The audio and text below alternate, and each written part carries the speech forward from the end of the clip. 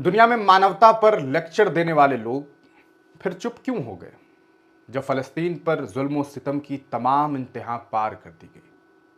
आप जानते हैं कि किस तरीके से पिछले महीने ये खबर सामने आई थी कि इसराइल और फ़लस्तीन के बीच में युद्ध विराम हो गया, यानी कि सीज़ फायर हो गया।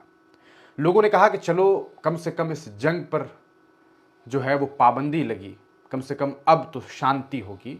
लेकिन इसराइल इंतज़ार में था कि बस टाइम पीरियड ख़त्म हो ताकि हम बम बरसाएं, और इसराइल ने बम बरसाया।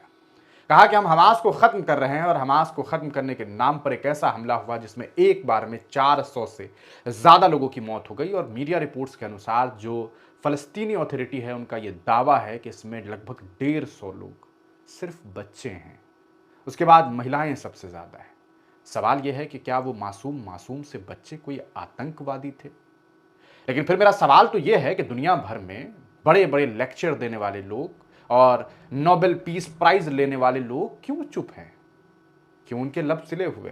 क्या वो देख नहीं पा रहे कि मासूम बच्चों को मारा जा रहा है, उनका कत्लेआम किया जा रहा है, जो अभी दुनिया को देख भी नहीं पाए, जो अभी दुनिया के साथ चल भी नहीं पा रहे थे, उन्हें मार दिया और ये जश्न मनाया कि हमने आतंकवादियों को खत्म कर दिया। वाह रे दुनिया, वाह रे दुनिया में मानवाधिकार की बात करने वाले फर्जी लोग। लेकिन ऐसे वक्त में कुछ लोग हैं जो बोल रहे हैं।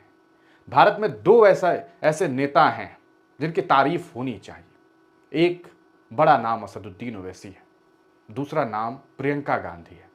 अगर आप प्रियंका गांधी के ट्विटर हैंडल को देखेंगे तो आप यकीन करिए, आपको इस बात का भरोसा होगा कि कम से कम उस महिला के अंदर ये बात तो है कि वो बोल रही है, डर नहीं रही। वरना जो हालात हैं इस मुल्क में सियासी लोगों के, आप जानते हैं कि कोई मुसलमानों के हित में एक लाइन लिख दे तो उनके खिलाफ में किताबें छप जाती हैं। लेकिन असदुद्दीन ओवैसी की बात करें तो आप जानते हैं वो तो ये सोचते ही नहीं कि लोग क्या सोचेंगे। वो असल में ये बताते हैं कि हालात क्या हैं। लोगों को खिताब करते हुए असदुद्दीन ओवैसी ने फ़लस्तीन की उस दर्द को लोगों के सामने रखा, उस पीड़ा को जिस पर बातें होनी चाहिए। आप इस वीडियो को देखिए।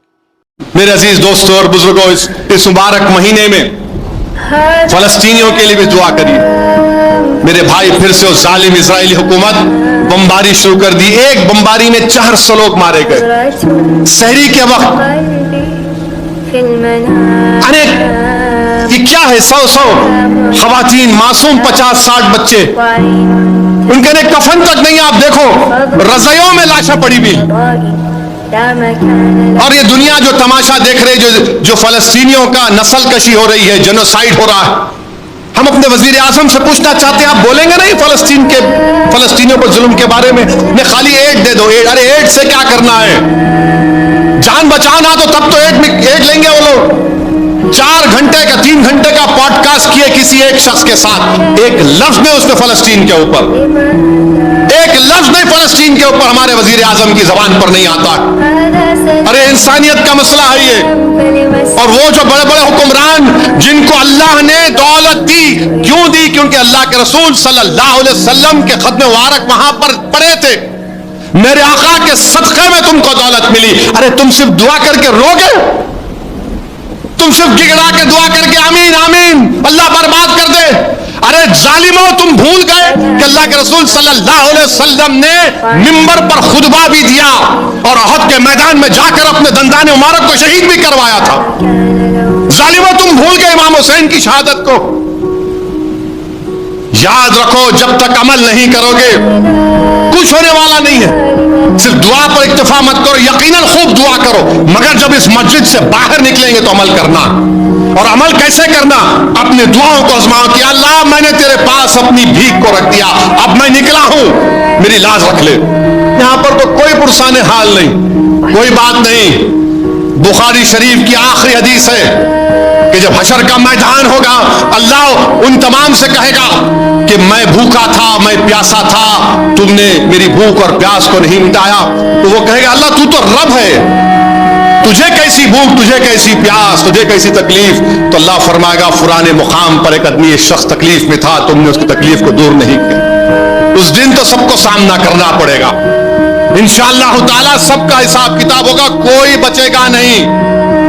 اللہ سبحانہ و تعالیٰ سب کا حساب کتاب دے گا. میرے عزیز دوستوں اور بزرگوں، خوب دعا کریے فلسطین کے مظلوموں کے لیے. دنیا میں کوئی ان کے لیے پوچھنے والا نہیں ہے میرے بھائی، دنیا میں کوئی پوچھنے والا نہیں ہے. آج وہ فلسطینی آج اپنی نظریں اٹھا کر دیکھ رہے ہیں کہ کون ہے دنیا میں جو کم سے کم ہمارے زبان پر اپنا نام تو لے لیں. مگر ہم غزہ کے مغربی کنارے کے فلسطینیوں کا حیدرآباد سے پیغام دے سکتے ہیں. ہم تو ضرور تم کو یاد کرتے ہیں، ہم ضرور تمہارے لیے دعائیں کرتے ہیں، ہم ضرور راتوں میں اٹھ کر تمہاری سربلندی کے لیے دعا کرتے ہیں، ہم تو تمہاری ہر چیز کے لیے دعا کرتے ہیں. ہم بہت دور ہیں مگر تم اور ہم ہمارے دل کے قریب ہیں. یہ ہمارے ایمان کا تقاضا ہے کہ ہم تم کو بھول نہیں سکتے. یہ مسجد اقصی کی عظمت ہم سے پکار کر کہہ رہی ہے کہ میرے بچانے والوں کے لیے تم دعا کرو، ان کی ہمتوں کو بلند رکھو، اور انشاءاللہ تعالی اللہ سبحانہ و تعالی ضرور ان کو کامیاب کرے گا. یہ ظالم شیطان نتنیاہو ہے، اللہ سبحانہ و تعالی اس سے بھی انصاف کرے گا. یہ معصوموں کی آہیں خالی نہیں جائیں گی میرے عزیز دوستوں اور بزرگوں. اللہ ضرور ان تمام ظلم کرنے والوں کو اللہ شکست دے گا. اللہ مظلوموں کے سروں پر تاج رکھے گا انشاءاللہ تعالی. آج جو بادشاہ ان کو نظر انداز کر رہے ہیں، ارے اللہ زمین و آسمان کا خالق ہے، اللہ زمین و آسمان کا مالک ہے. تمہاری بادشاہت ختم ہو جائے گی. اللہ کی حکمرانی ہمیشہ تھی اور ہمیشہ رہے گی، بلکہ اس دن بھی اللہ رہے گا جب اللہ حضرت میکائیل کو علیہ السلام اس ملک الموت کو کہے گا کہ تو بھی مر جا. اس وقت بھی اللہ کی حکومت رہے گی اور پھر اللہ سب کو زندہ کرے گا. سنا آپ نے اسد الدین اویسی کو کس طرح سے کس انداز میں انہوں نے لوگوں کے بیچ خطاب کیا اور پردھان منتری نریندر مودی سے یہ سوال کیا کہ کیا آپ دیکھ نہیں رہے، کیا آپ کی آنکھیں نہیں ہیں، کیا آپ تک یہ خبر نہیں پہنچی کہ کس طرح کے حالات ہیں، پھر بول کیوں نہیں رہے، کیوں لب سلے ہیں آپ کے، کیا ہوا ہے آپ کو. سوچنے والی بات ہے. کیا پردھان منتری نریندر مودی کی آنکھیں یہ دیکھ نہیں پا رہی کہ معصوم چھوٹے چھوٹے نونہال بچوں کو مارا جا رہا ہے؟ آخرکار آپ اس معاملے کو کس طریقے سے دیکھتے ہیں؟ اگر آپ کی نظر میں حماس آتنکی سنگٹھن ہے تو آپ تو بچوں کو مار رہے ہیں. کیا اسے جسٹیفائی کیا جا سکتا ہے؟ آپ اس پورے معاملے کو کس طریقے سے دیکھتے ہیں؟ اپنی رائے کمنٹ سیکشن میں ضرور دیجیے.